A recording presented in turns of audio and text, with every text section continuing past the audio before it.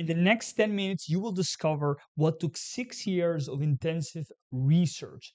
Have you ever wondered why certain companies, certain businesses just become so successful they blow up, whilst other companies basically never grow, or if they grow, eventually crash and burn? What has to do with something that Jim Collins wrote about in his book Built to Last. So in this video, I will go through the 9 crucial traits that these visionary companies have, and why and how these businesses that started from nothing became super successful over the long term. So if you're trying to build your business, or perhaps you're pondering on starting a startup, launching your own business, then keep on watching, because this video will completely change the way you look at running, managing, and building your own business. So let's get started.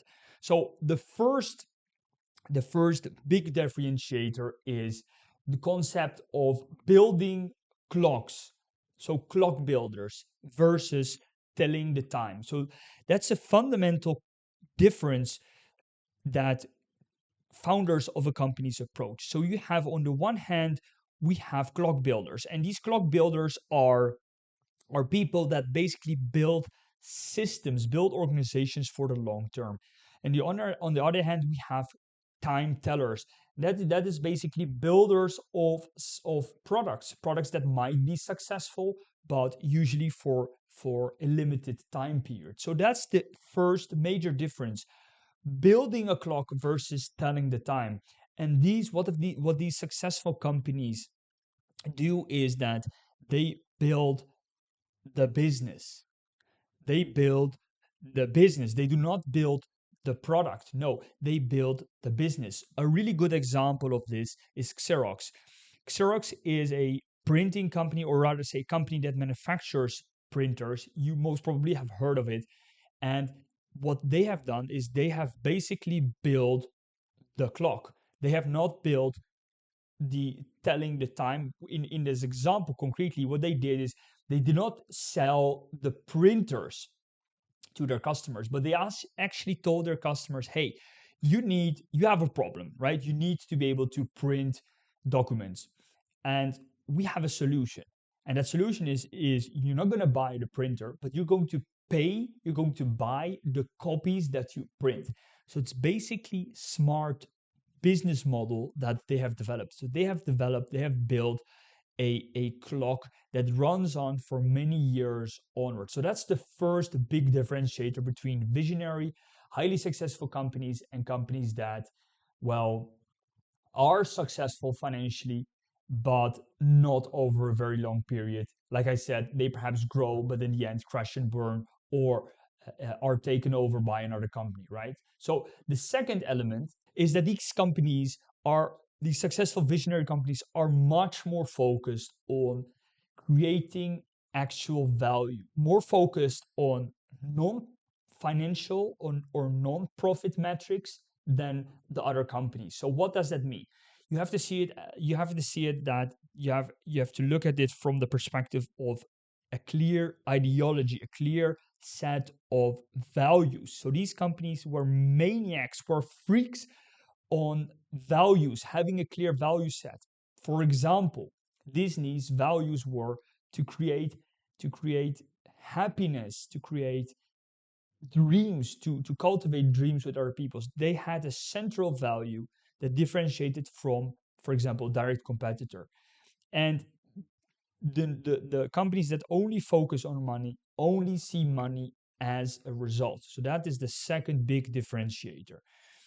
The third is preserving the core while stimulating progress. And what they meant by preserving the core, again, is focused on these values. So to take the example of Disney, the value was to be able to make other people happy, to help them grow their dreams, or rather let them dream, right? And preserving the core, keeping those values intact, even if the business doubles or 10x's, the values are maintained, are protected.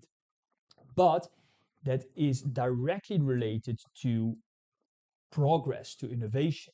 So although these companies, these successful companies, although they very much focus on maintaining the values that they have set in the founding stage of their business, they also continuously improve. They continuously look at improvements in their processes, in their software, perhaps in the product itself, or perhaps using new technologies, or perhaps serving other markets. These are all examples of how preserving the core whilst at the same time continuously stimulating progress and innovation is the ideal combination. So that's the fourth one, is big, hairy, audacious goals.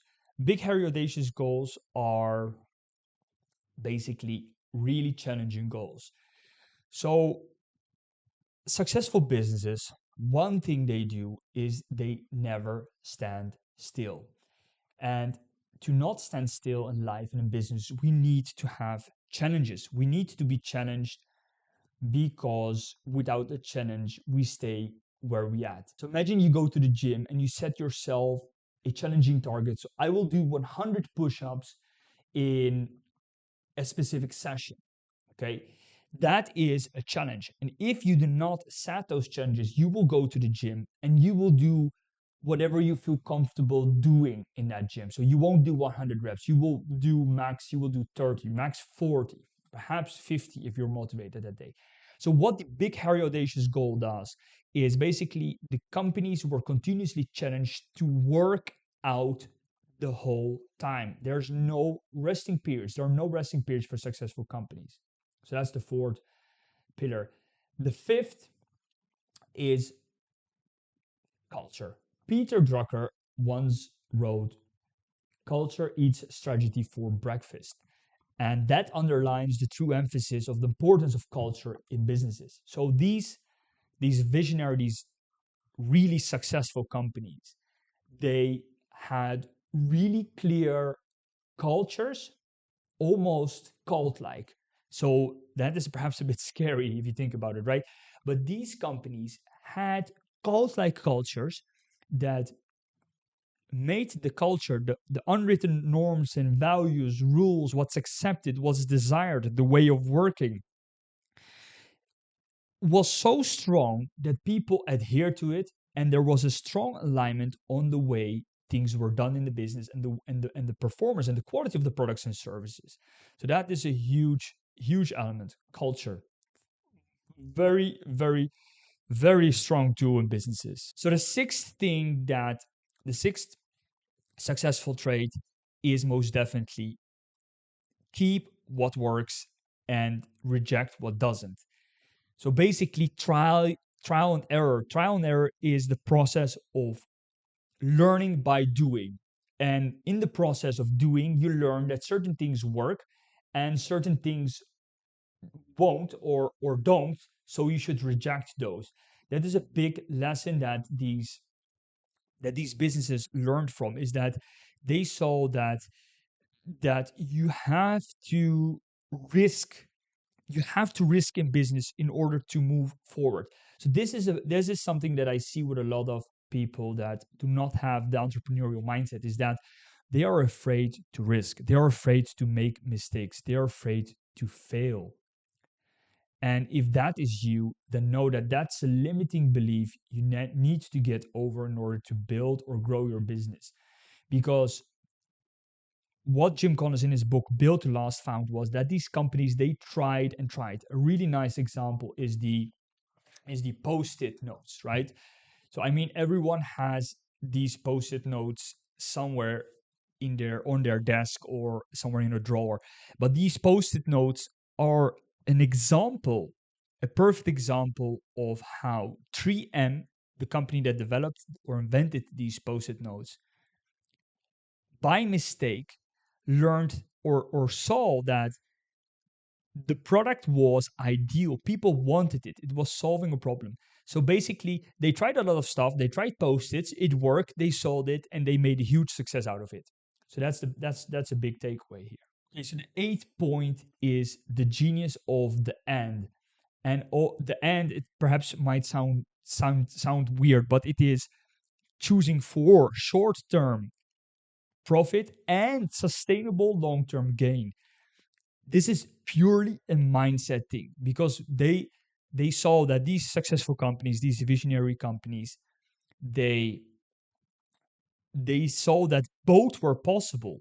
Whilst a lot of people in business or that are managers or CEOs of big companies will tell you that's not possible. You have to do either or.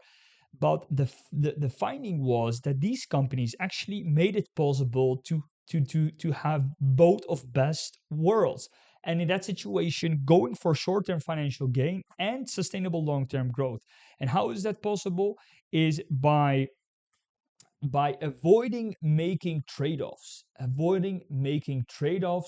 that that that stimulate only short-term gain. It's very much about finding solutions that support short-term growth and also for long-term value creation. Okay, guys, the last element here is that building a visionary company is a long-term game, is an infinite game. By infinite game, I mean it is a journey that never ends. I really love this quote, which is also from the book, is basically from the story of this. I think it was this Japanese guy who was receiving the black belt from his sensei, from his master. And when receiving the belt, the master, the sensei, asked him, so what does this belt mean? What is the significance of this belt? And the student answered, well, this is the basically in one way or another, he answered like, this is the celebration of my success. And the sensei refused to give him the belt. Why? Because the black belt represents the success in businesses. That success is not final. Success is never final. So if you have the definition in your head of that company, perhaps Apple at this moment or at the time of this recording is a successful company, that does not give assurance that it will always be a successful company. The only thing it will assure is that during this journey, okay, as a start, you are successful. But to maintain that success, you will always have to go through these 9 principles. And the last one basically summarizes all of these elements together, and that is success is never final. Success is a continuous process, is a journey that never ends. Okay, guys, that was it for today. I hope you found this video valuable. If you did, then please subscribe, leave behind a like and a comment. That helps this channel a lot. And of course, have a look at our videos.